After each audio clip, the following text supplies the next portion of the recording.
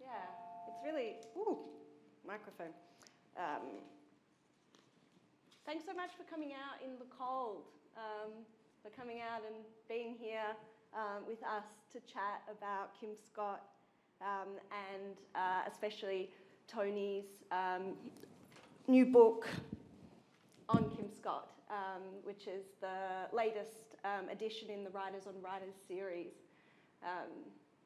I'm really thrilled to be here at Carlton Libraries. I've been out of Australia for about a decade, and when I came back and I'm living just around here, and I enrolled my 2-year-old son in the Magpie room just around the corner, I was completely thrilled to find that Tony Birch was also dropping off his grandson in the Magpie room.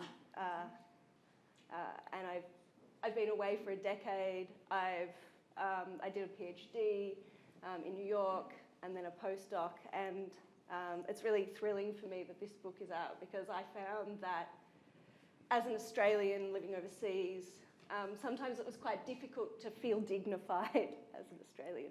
But one of the moments in which I did was when I was writing and thinking and talking about Kim Scott. And I really feel that these Kim's works are not easy to read. They're quite challenging.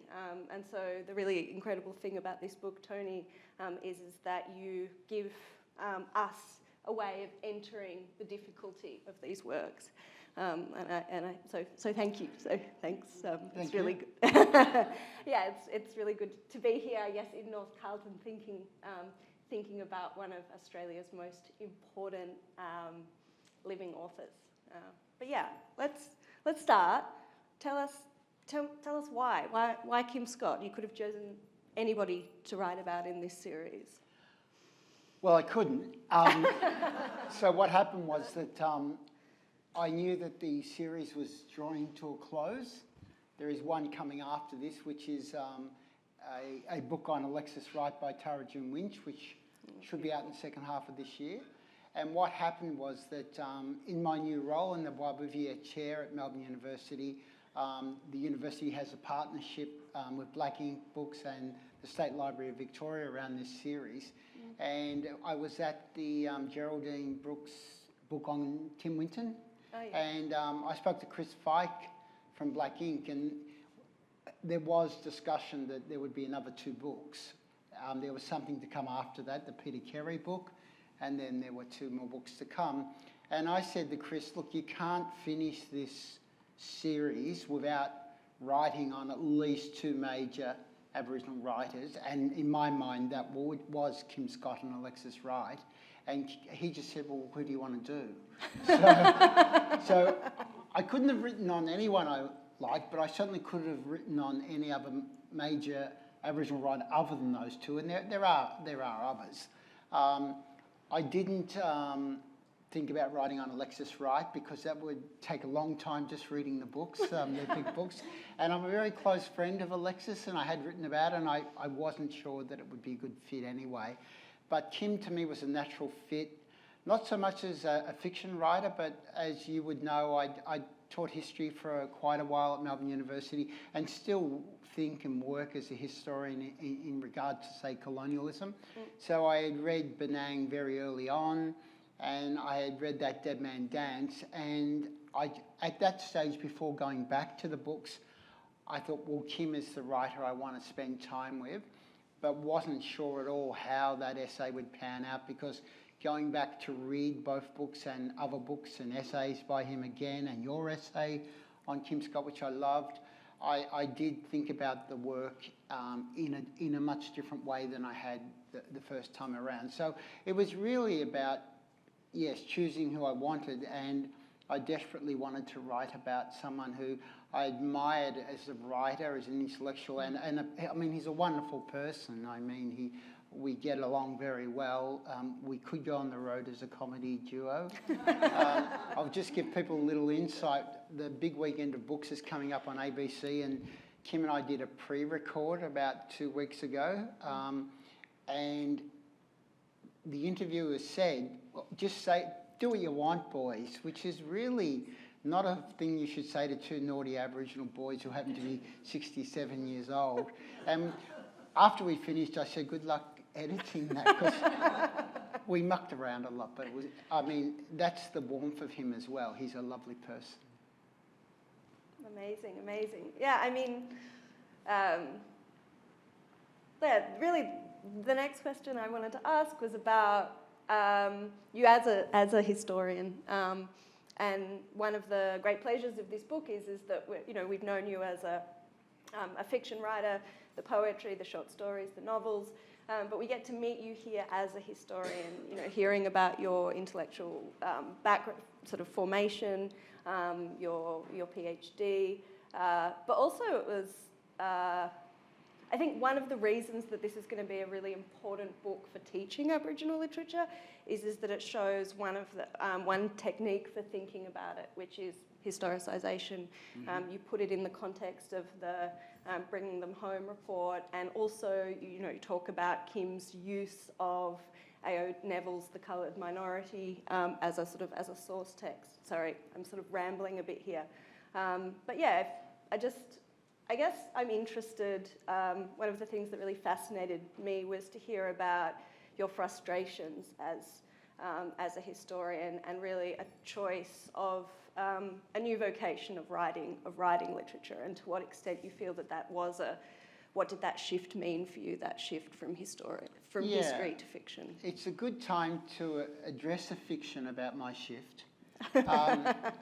So a good friend of mine, Professor Dipesh Chakrabarty, there's an essay that he did which is a conversation with another historian, Bain Atwood. Mm. And for some bizarre reason, Dipesh talks about me going to a conference at UTS in Sydney during that so-called History Wars debacle and making a sort of public announcement, I will never write history again, I'm going to write poetry because I'm so disgusted with the discipline.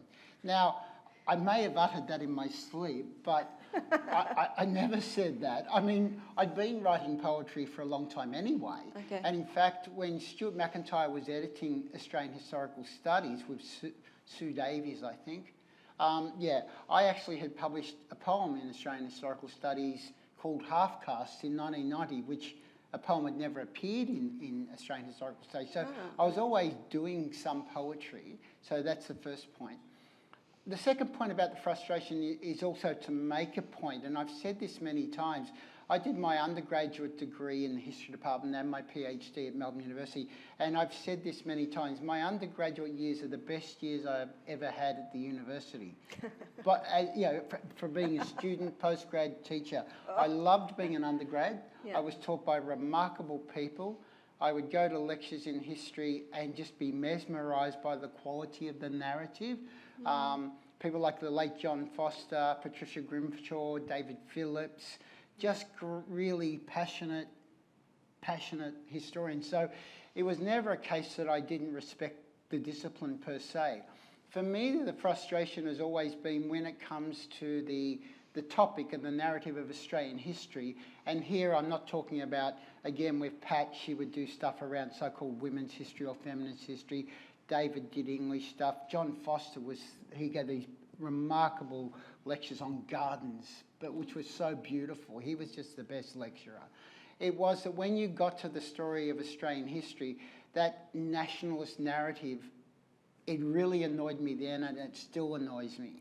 So a really good update on this would be if Laura Tingle says at a festival that Australia is a racist country and is dragged over the coals by it, that's the sort of flag waving that I hate. The notion that you can't conceive racism in Australia in an environment like today, when I know there are Aboriginal kids at the age of 10 locked up in adult prisons, which would not happen to anyone else. Yeah, there are many instances of this. What I found frustrating as a historian was that if you presented a critique of Australian history, and I'm talking about an informed, intellectual, intelligent critique, the level of defensiveness around Australianists, as I call them, was remarkable. And it wasn't only exclusive to what you might call the conservative side of things. So what happened during the so-called History Wars debate is that to quote them, the professional historians decided they would control this debate with right-wing populists like Keith Windschuttle, and because they were professionals, it should be left to them to take up the argument. Now, as I said to Stuart McIntyre, the late Stuart McIntyre, I had great respect for, I said to Stuart, you've brought a knife to a gunfight. These right-wing people, they're not interested in the discipline, they're not interested in ethical debate, they're not interested in, let's be respectful of each other. This is a gutter fight.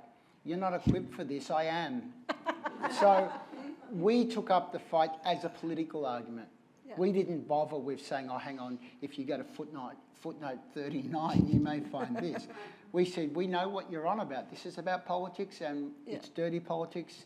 This is what we will do. So I was frustrated at that level. It was never a case that I don't think history matters. Having said that, and getting back specifically to Kim, I think what Kim did with Benang was to find a way to create a story that both, yes, it's a fictional work, but I still don't know of a work that has interrogated the archive as astutely as he has. I think his the way that he deals with A.O. Neville, I think it's both creative, it's intellectual, and it's really cheeky. And again, that's the thing of Kim as a person. He's really cheeky. And through Harley in the novel, it's funny because although we're dealing with terrible racism, we're dealing with the death of children, we're dealing with the removal of children, he is able to really dismantle that that sort of authority of a person like A.O. Neville. So my feeling then is to say, again, I'm not a person who argues over the validity of history as opposed to real history. My view is that, again, if I'm thinking as a historian, is that all text is valid. It's not all relative, and truth is not relative. For Aboriginal people, there are concrete truths that we want to address.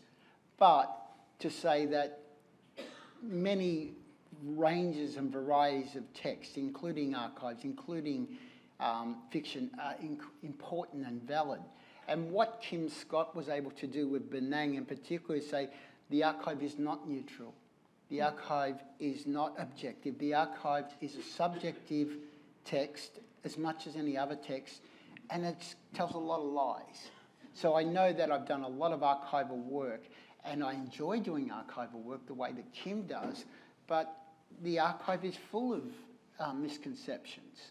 I mean, you get to the level of ridiculousness where some people say, well, a more authoritative text to uncover the past is to look at a court record because a court record is objective. Well, we know people lie in court every day. There's nothing objective about court records. They tell a story, but just one story. Yeah, absolutely.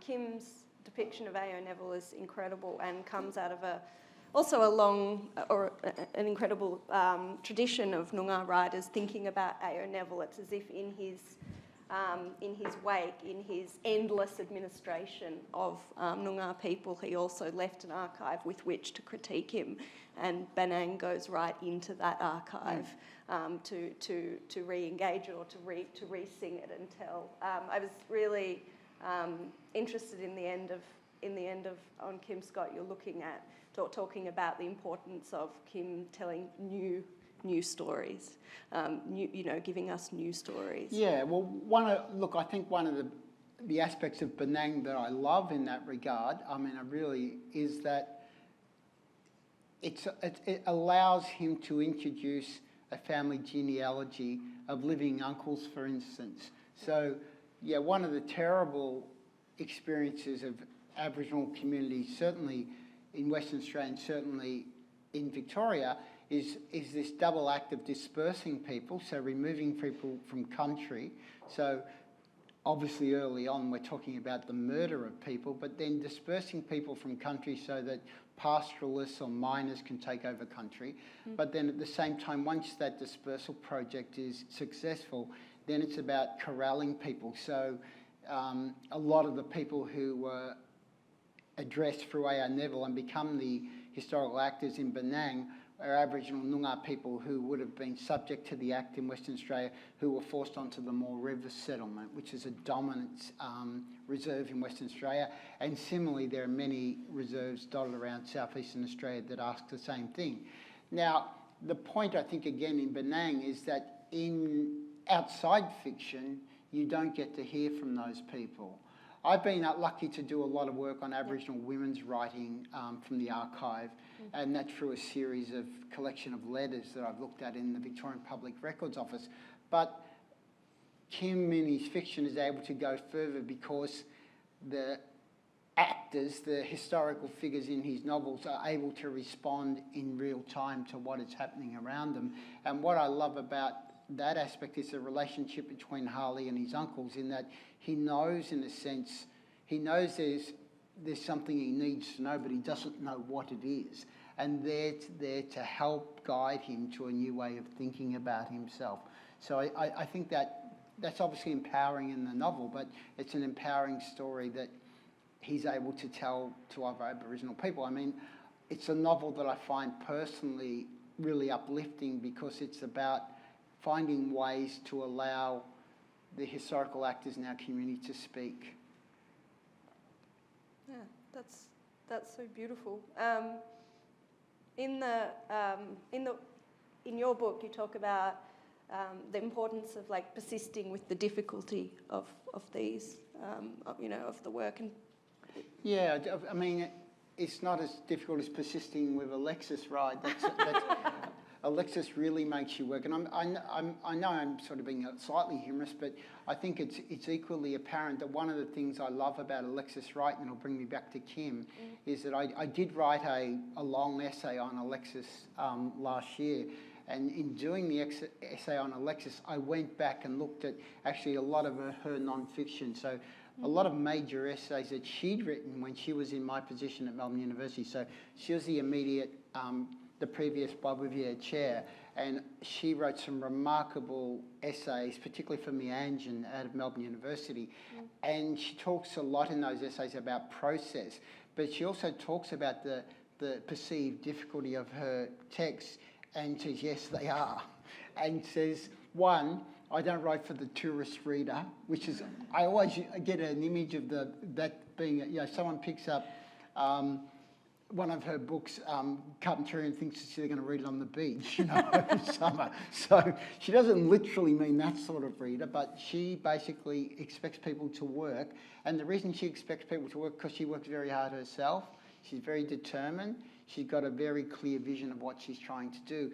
And Kim similarly had, I think with Benang, and I think with certainly That Dead Man Dance and Taboo coming after That Dead Man Dance, he has a very clear sense of what he wants his fiction to address and understands, therefore, the complexities of that. What I found, though, I suppose, that interested me is that how do you read as a reader? So that even though I'd written about Benang in an earlier essay, which is part of that terrible trip I had to Harvard, or that adventure, the Harvard adventure, I'll call it, I had written about Benang for that essay or that paper that I gave that offended so many expats. Expats are just a waste of time. So I had read it, but going back and deciding I wanted to write this essay for the Writers on Writers series, I did read both of those books quite differently. And I was a little surprised at what I learned about the books in this reading was much deeper. And sort of purposefully that would be understanding. I'm not just reading as a punter, I'm reading as a scholar. Yeah. So that's obvious the case.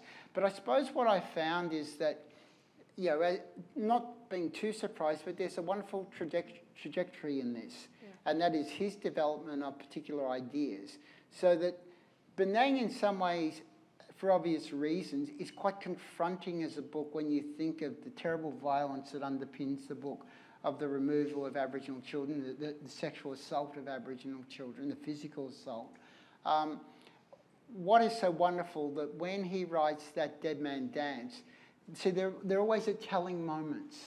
so that when he writes Penang, it is right in the middle of this mess of the history wars. It's right in the middle of the mess of the report, the release of the Bringing Home report, when there's so much mess in the air, when the politics is really low grade, the arguments are really base, really crude discussions. People forget, and it's ironic that people forget that. I haven't forgotten this. I've written about it. That I know personally Aboriginal women who gave evidence to the Bringing Them Home inquiry. I had a very close friend who was going home to South Australia to give evidence at a closed hearing, and the closed hearings were held, which would allow women to talk to Michael Dodson, who was the commissioner, talking about terrible violence they'd suffered as children under this regime, and clearly sexual violence. So these hearings could not be held in public. And I said to my friend, how do you feel about going back? And she was a bit blasé about it. And she said, look, if I don't tell these stories, no one's going to tell them. I have to do it, and I'm fine. And then I saw her the week after, and she seemed fine. And then the Bring Them Home report came out, and politicians across Australia, some politicians said these women are liars. They'd suffered from false memory syndrome, which was a comment, by the way, made by retired Governor-General Bill Hayden, ex-Labor Party leader in Tasmania, and I can give you the footnote if you need it. And my friend was just gutted. It just gutted her. So those moments, his Penang addresses that mess. And then what you see in that Dead Man Dance is something remarkable in that his enormous capacity for generosity, because you could understand a person being very angry and bitter about having to deal with that as a writer. You could understand if someone said, I don't want to speak to white people on this. So when he writes that Dead Man Dance, it's a book, in my opinion, of which what Scott and what the Aboriginal actors in this book are doing is that it's about first contact with white fellas in a part of Western Australia on the coast. And what that book is about is saying, there's a chance here. There is potential here for cohabitation. There is a potential here for respect, for reciprocity. And that is offered by the Aboriginal people, which is based on historical reality. And I could point you to instances of this right around Australia. There's a great instance here in Victoria when Joseph Tice Gellibrand, who had been the Surveyor General in Tasmania, this guy, Tice Gellibrand, he drew up the bogus Batman Treaty documents. He was a lawyer, and he came to Victoria specifically to help Batman track down Aboriginal people who would give away 600,000 acres for some beads and glasses, And he was a man who came ashore at what today we know as Coronella in Western Port. And he had a particular disregard for Aboriginal people. But when you read his diaries, he quickly runs out of food. He quickly runs out of water. He's an Englishman trying to trape across Aboriginal country in January 1835. It's very hot. He quickly becomes sunburned, blistered feet, the whole thing, and can't go on.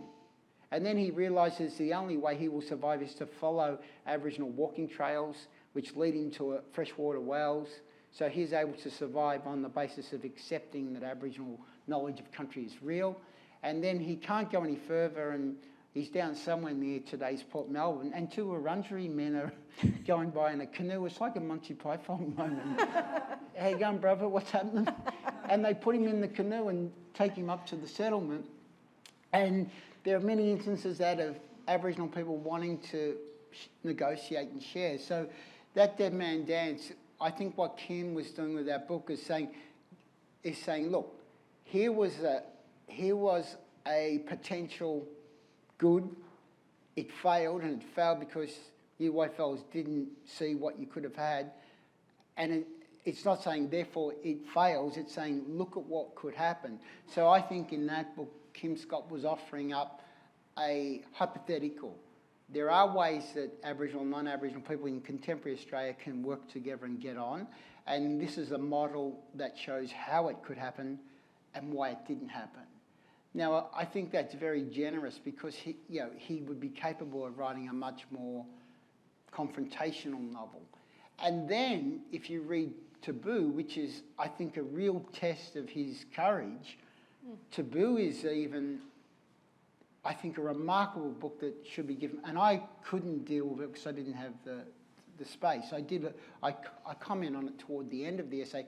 Taboo is so remarkable because one of the things that it deals with is not only the friction of relationships between Aboriginal and non-Aboriginal people in contemporary Western Australia, it deals with terrible violence within Aboriginal communities where young women, or women in particular, are really having to find their own sense of freedom and escape the authority of Aboriginal men. Now that creates its own problem in the sense that to deal with that, you have to be a very good writer who can deal with that balance rather than be accused of slipping into, being a traitor or slipping into negative stereotypes. So all through his career, I think that you see his intellectual ideas and creative ideas always, sort of getting more complex, but in the end, more and more insightful. And I think for anyone in this country who, again, wants to think about that idea of, I'll bring up Laura Tingle again. I think what she said was unproblematic, but if someone said, okay, that comment makes me uncomfortable, I don't want to or think about this country as a racist country, Kim Scott's saying, well, if we don't want to be that, this is what we could do, or this is another way to think. So he's challenging our thinking, and he's inviting us to think, which is this is my theory on conservatives. They don't want you to think. Thinking is dangerous. There's an American philosopher I follow, Elizabeth Minich, and she has an essay called Teaching Thinking, which is a very simple essay, which you think, well, that would be obviously what we're doing. And she talks about how populist politicians say who might be climate change denialists, or Donald Trump is a denialist of everything, is that one of their mechanisms is to discourage thinking, because if you encourage people to think and to be active, the potential for change is real. Yeah. I mean, it's why, by the way, that when the referendum was on last year, we talked about this in Sydney at the Rights Festival. If you don't know, vote no. Imagine what that's saying. If you don't know, continue to be an idiot or continue to be ignorant. What you could say, if you don't know, find out. And think how simple that is. If you don't know, find out. Or if you don't know, think about why you don't know. That campaign slogan was inviting us to be ignorant. Yeah, I was just thinking as you were speaking about your in conversation you did at Black and Bright with Kim, and how you talked about his works as intellectually exciting. That this was like that reading Benang or reading That Dead Man Dance is like an experience that you sort of move into and move through. I was in preparation. I was thinking I want to ask you about one of your favourite moments in Kim's work, and I was trying to think about what that might be. About one of those really, really intellectually exciting moments. Have you got a favourite? No, I was going to say my favourite moment was quoting him at Harvard. So I think it's worth talking about because my favourite moment is that poem. Because well, can I give you? I've got that. I have that question too. Can I ask that question? Yeah. Could we open the floor to no? Could we? Because it was really one of my favourite parts of your book was the Harvard moment, and I'm still occasionally laughing about it as I go about my day. But yeah, can you tell us what happened and what was because I feel like really in your discussion of Harvard, you were really returning Kim's work almost to this kind of oral life, that you were reading Kim's work publicly to Australians in an American context, and what that was like. I suppose it goes back to also how the essay is structured. So I've read several or most of the Writers on Writers series, the thing, not that I don't like, but the way I didn't want to approach it is that I know it says writers on writers, but I found the self-reflection of the writers writing about other writers too strong, or there's too much. Basically, there's too much of it, and I wanted to get out of the book pretty quickly. Yeah. So I thought what I would do is that the first section, I think it's about 8 or 10 pages, I'm not sure, I would start with that personal reflection of working with Kim's work, and then I'd get out. Yeah. So once I've got that out of the way, I work much more from a bit of distance, I think, as a historian and a scholar. But it was important because it goes back to this point about being, Australian history. So I was invited to a major conference at Harvard, at the Australian Centre at Harvard. There's an Australian Centre. And it was over several days, and as I say in the essay, that we stayed at the Harvard Inn. And I don't drink alcohol, but I tell you what, some Australian academics drink a lot of it. I've never seen so many drunks in my whole life, and I come from Fitzroy in the old days. They drank every bottle of Australian wine out of the Harvard Inn, and there was a lot on show early in the week. I had academics who had never spoken to me before getting me in that friendly, go on, Tone, kissing me and telling me we were best friends, and I thought one of them tried to sack me a couple of years earlier. So anyway, so we had the conference, and the day that I was presenting on Kim Scott, an entourage from the Australian consulate and the other people came and sat down the front, and I thought then, there could be maybe the wrong audience. Although there were importantly a lot of younger First Nations scholars from the US, so there was a good crowd behind the front row. And I was talking initially about the Bringing Them Home report. I talked about what I've said about the shocking reception of women who had presented, of John Howard turning his back on elders at the down at the Old World Trade Centre, of him, and if you can watch this on YouTube, of him slamming his fist into the rostrum, spitting into the microphone. He was so angry that these people had told the truth. So I was talking about that, so that put people off enough, I think. And then I went on to talk about how Kim had interrogated that history through Benang. And then I said, I want to quote a poem from Ernst Solomon Scatt, who's Harley's white grandfather, who's this quite malicious and violent man. It's actually Harley's poem, and I read the poem out. It's very short. It's like a sort of dirty haiku. Ernst Solomon Scatt fucks chooks, fucked his whole family. And I thought it went over, like the timing was well, and then a guy down the front, he leaned into he said, fucks chooks. Did he say fucks chooks? Fucks chooks? What does he mean, fucks chooks? So there was all of that down the front, and they were all sort of looking, and I went on, and afterwards the gentleman who was getting clarity from his friend about I said, I cannot believe that at Harvard University, this prestigious university, you would quote an issue of bestiality. And I said, I don't think he really fucked chooks. I think it was a metaphor. But anyway, so it was really poorly received by some people. Others liked it. But to me, it was, again, how dare you slurry the country overseas. There was something traitorous about it. And there was also a couple of other Australianist historians were similarly, well, not as strongly, but sort of tried to correct me as well. And I love to quote at this moment one of my ex-colleagues who's now retired, who my partner Sarah spoke to me about today, but the late Professor Ken Gelder, in an academic sense, he's actually still alive. He's an emeritus professor at Melbourne University. He did give me a wonderful quote, because he hates historians, Ken, I think. He said that historians think that they are the aristocracy of the humanities, which I love, because that is true. That is true. So the historians were deeply offended. The consular officials were deeply offended.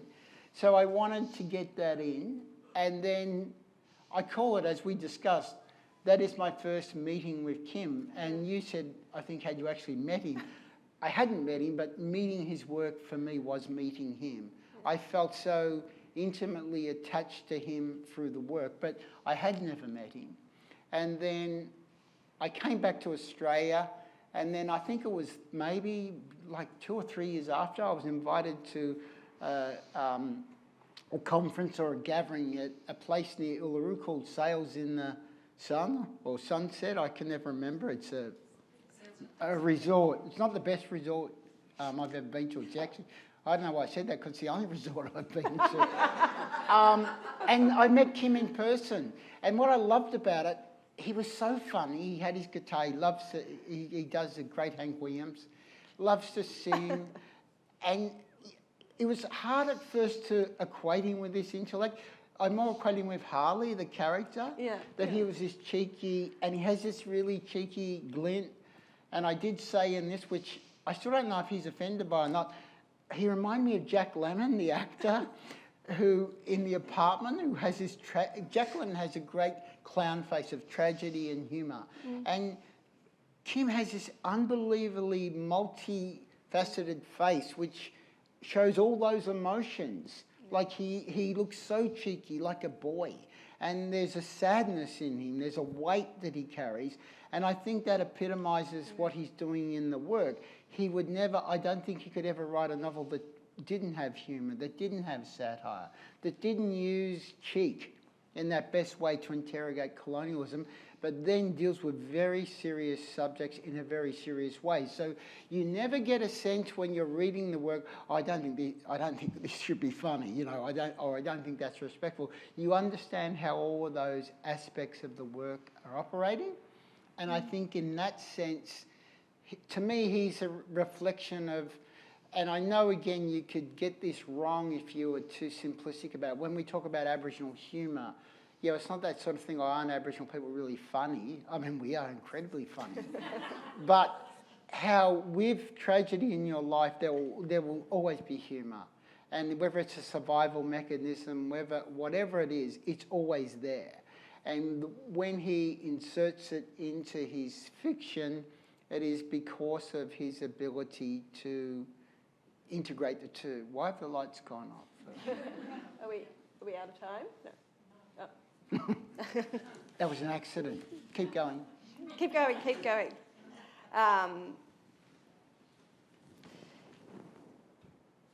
So one of the I feel like we got plenty of time. I feel like we're in a good. I was really interested in what you were talking about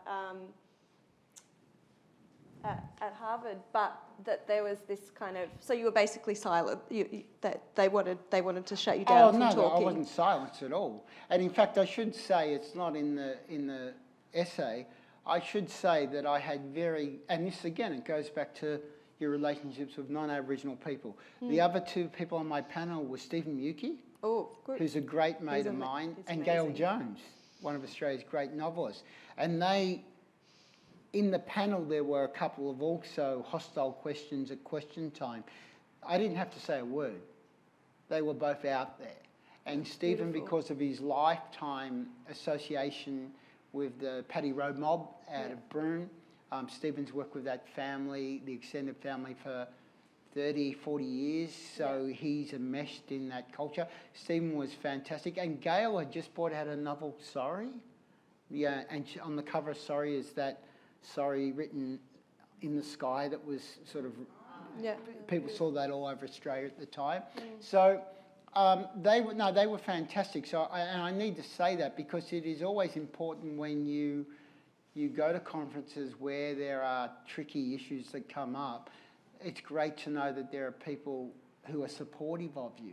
I mean, it is interesting, and I think this is relative to Kim's work. To give an insight here, at the Centenary of Federation Conference in 2001, a major conference was held at the State Library.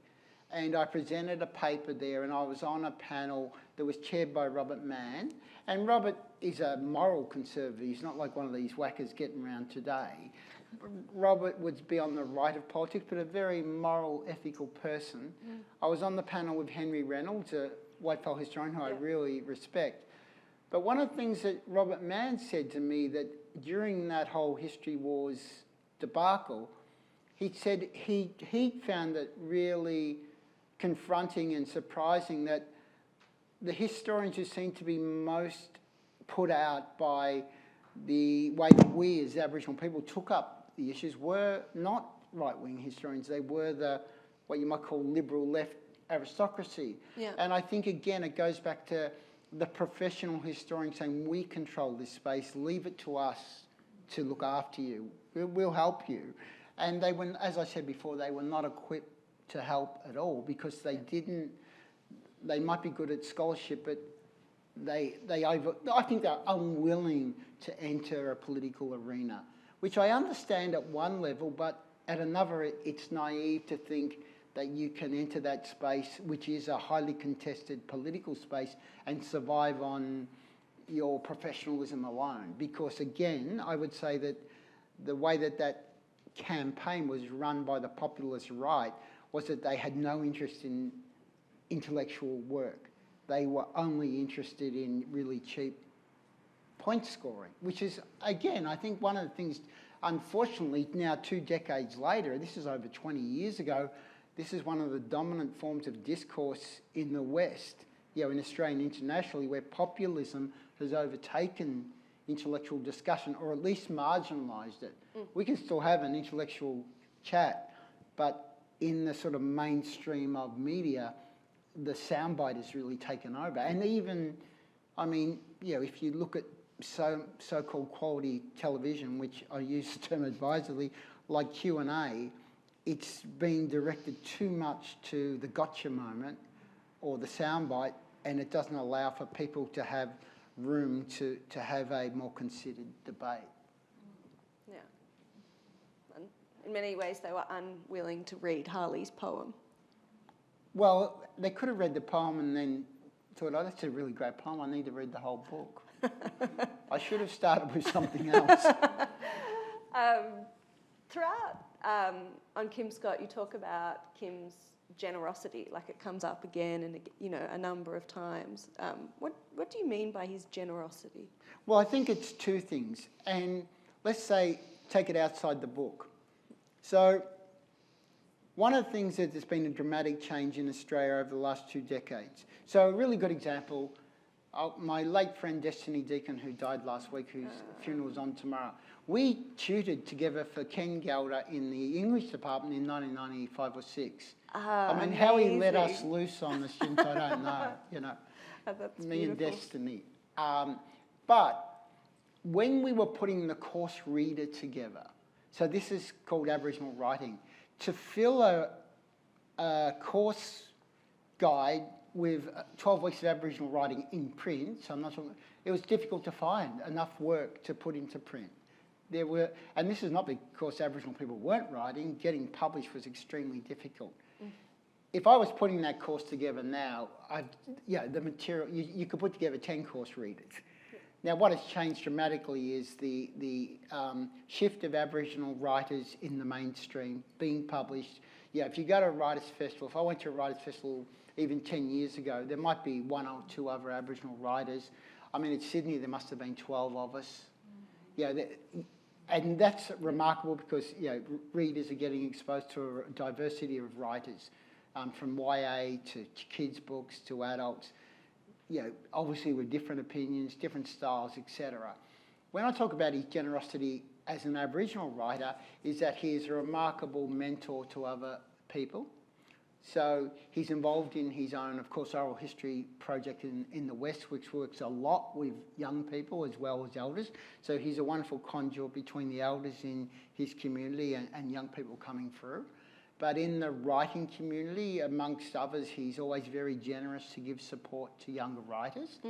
And what I've seen, or I suppose what he has taught me and others as well, is that as you get older as an Aboriginal writer,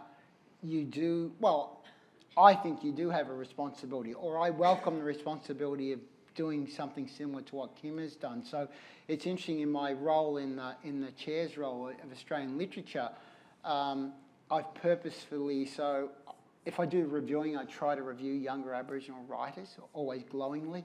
I've been involved in the UQP Classic series, which we did last year, and we're doing again this year, so I'll be hosting that gala night. I've written the essay on Alexis as well as this essay, but also that if I go to a festival or if I'm mixing with younger Aboriginal writers, they'll always ask advice. So, to give that advice, to give them support. So his generosity in that way is remarkable. When we were in at the Sails in the Sun, there was a whole group of us there, and again, people with different ranges of experience, and his generosity with younger or emerging people was remarkable. So in that sense, I think about how he sees himself in the community, in the wider Aboriginal community, I think is generous. But as a writer, I think what I mean there is much more that I think he's been very generous to non-Aboriginal Australia. He offers the potential to think more intellectually, but also in there's a challenging but inviting way.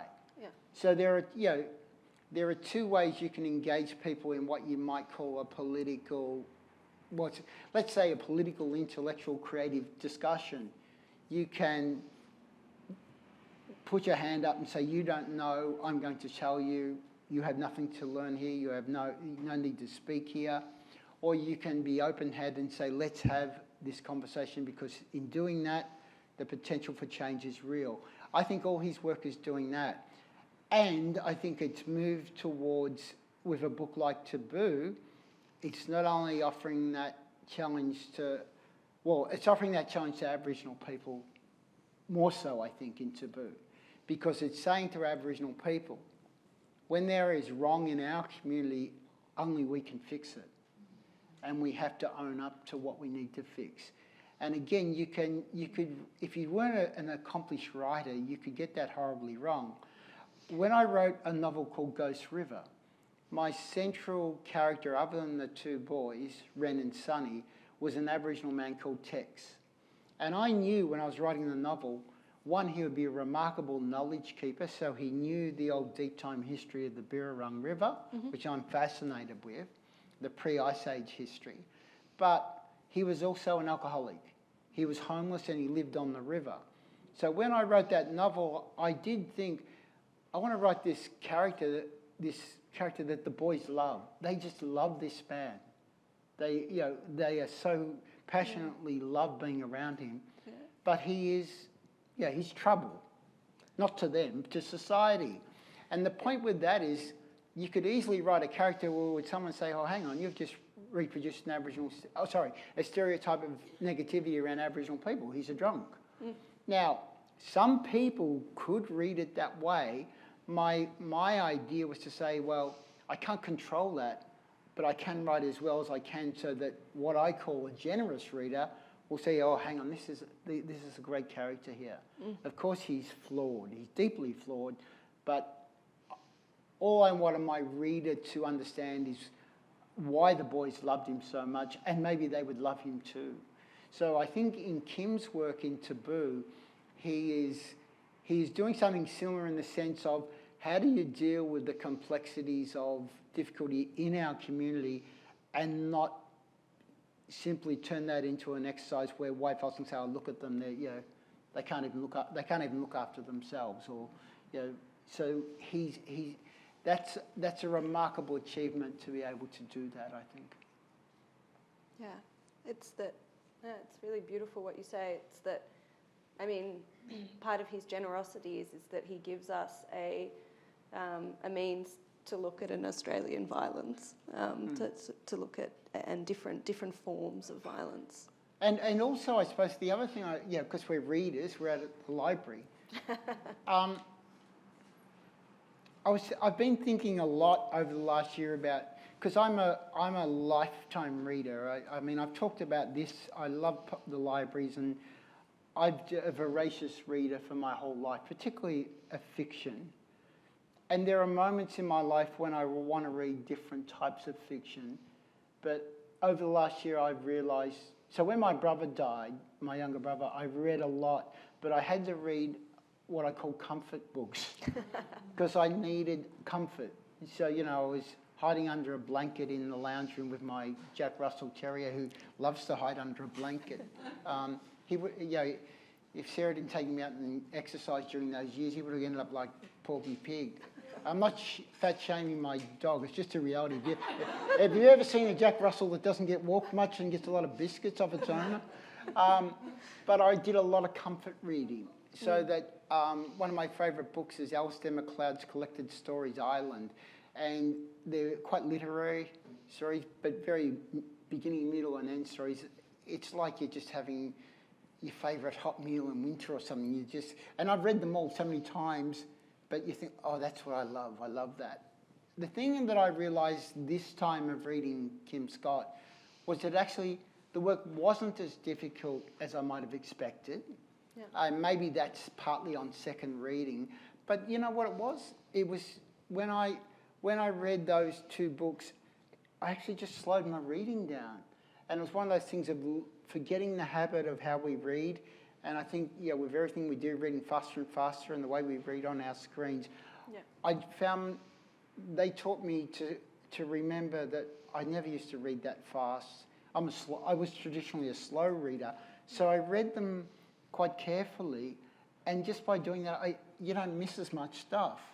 I mean, I will tell you an anecdote. Notoriously, when I did 19th century feminist fictions in 1989, I mean, imagine giving this to a student. We read big, fat books every week, you know, Middlemarch, like it's like a doorstopper novel. And we were doing, so we'd done Jane Eyre, Pride and Prejudice, and I can't remember the book we were doing, but I was speed reading. And then I'd read the whole book, but I hadn't read any of it because when we got the tutor mentioned the name of a character, I thought, I don't remember. Actually, it was Kathy in Wuthering Heights.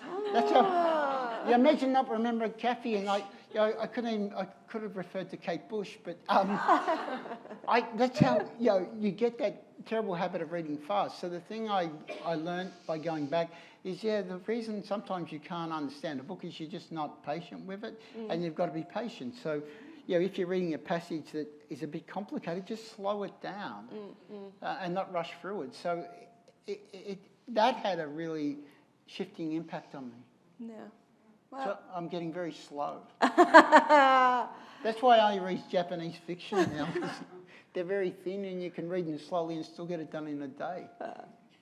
It's a beautiful provocation to read slowly. I just want to, thank you for giving us an opportunity to reread Kim Scott, to come, to be going back through this work and to, thank you. Thanks so much. Thank you.